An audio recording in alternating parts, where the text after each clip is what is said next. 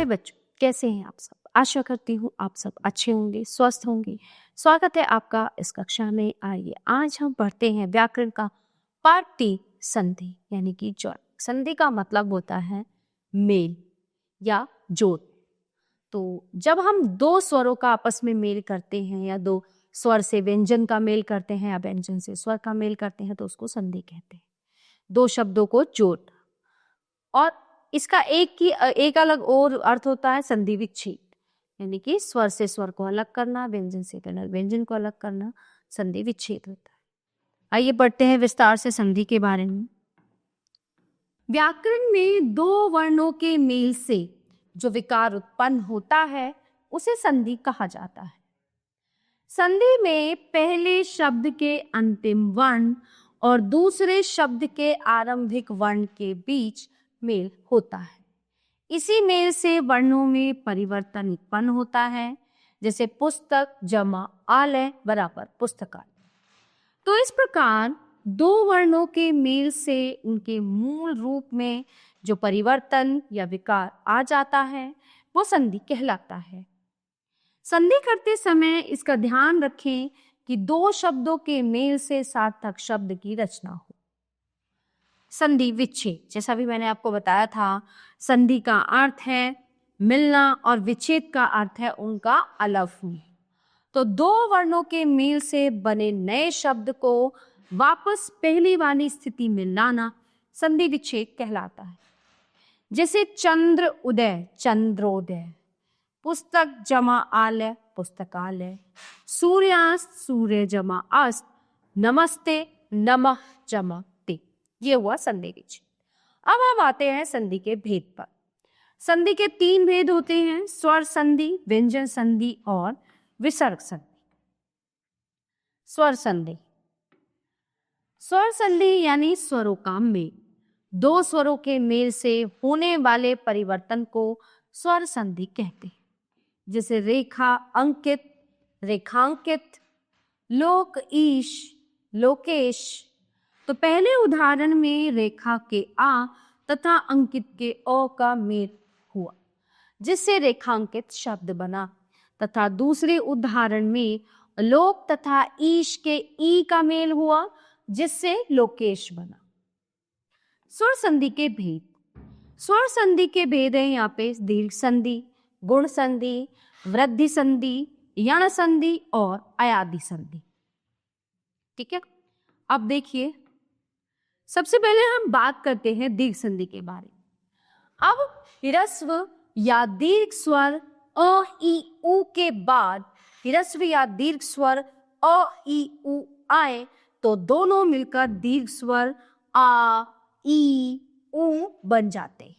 जैसे आ, कृष्ण अवतार कृष्ण अवतार,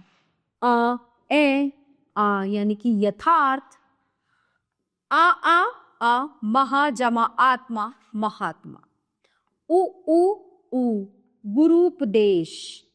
ठीक है, इस तरह से। अब हम बात करते हैं गुण संधि। जब अ या आ स्वरों के आगे ई उ और रे स्वर आए तो इनके मेल से दोनों के स्थान पर क्रमशः ओ और अर हो जाता है।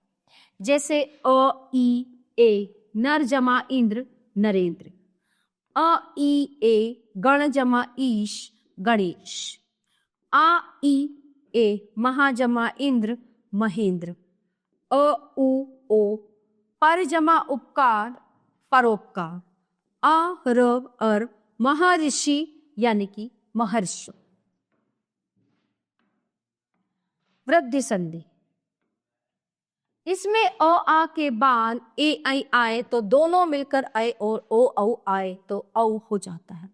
जिसे अ ए आई, एक एक, आ ए आई तथैव, अ ए आई मतैक्य, आ ए महेश्वर्य, आ ओ औ महोजस्वी, अ औ परमोदार्य, आ औ महोषत।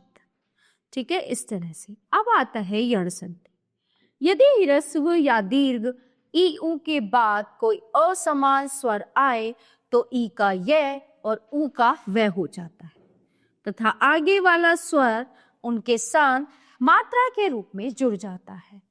जैसे ई अ बराबर य, यदि अपि यद्यपि, ई आ य इत्यादि, ई उ यु उपर्युक्त, उ आ व स्वागत, उ ए वे अन्वेषण, उ अ व अन्वय। ठीक है, इस तरह से। अब हम आते हैं अयादेश में। ह्रस्व या दीर्घ ए या ओ के बाद कोई असमान स्वर आए तो ए का अय, आई का आय, ओ का औ का आब हो जाता है तथा आगे वाला स्वर उनके साथ मात्रा रूप में जुड़ जाता है। जैसे ए अ ए, आय, औ और आ। नयन नयन, नायक, पवन और भावुक। व्यंजन संधि। किसी व्यंजन के बाद कोई स्वर या व्यंजन आने पर जो परिवर्तन होता है उसे व्यंजन संधि कहते हैं। दिक अंबर दिगंबर, तत्लीन तल्लीन, सत्यजन सज्जन, जगतीश जगदीश, उन्नति उन्नति, संकल्प संकल्प। संयोग संयोग, सम्मान सम्मान, समपूर्ण संपूर्ण, समहार संहार। विसर्ग समूह। विसर्ग का किसी स्वर या व्यंजन से मेल होने पर जो विकार या परिवर्तन उत्पन्न होता है वो विसर्ग संधि कहलाता है। जैसे विसर्ग का ओर जाना, यशगान यशोगान, मनहर मनोहर, मनहरथ मनोरथ, मनहजा मनोज। विसर्ग का राहु, निभय निर्भय, दो गुण दुर्गुण, पुनः जन्म पुनर्जन्म, आशीर्वाद आशीर्वाद। विसर्ग का श होना, नीचल निश्चल, दुचरित्र दुश्चरित्र, नीचय निश्चय, दुशासन दुशासन। विसर्ग का स होना, निसंतान निसंकोच, नितेज निस्तेज, नमस्ते नमस्ते। विसर्ग का श होना, दुकर दुष्कर, निकाम निष्काम, दुकर्म दुष्कर्म, निपाप निष्पाप। विसर्ग का लोप होना, विसर्ग का र से मेल होने पर विसर्ग का लोप हो जाता है और विसर्ग के पहले का वर्ण दीर्घ हो जाता है। जैसे नीरोग नीरोग, नीरस नीरस। विसर्ग में परिवर्तन न होना, यदि विसर्ग से पहले अ हो और विसर्ग का मेल क या प से हो तो विसर्ग में कोई परिवर्तन नहीं होता है। जैसे अंतःकरण यानी कि अंतःकरण, अंतःपुर यानी कि अंतःपुर। प्यारे बच्चों, ये था हमारा पाठ संधि जो यहीं पे समाप्त होता है। आशा करती हूँ आपको अच्छे से समझ आया होगा। मिलते हैं अगली कक्षा में। धन्यवाद।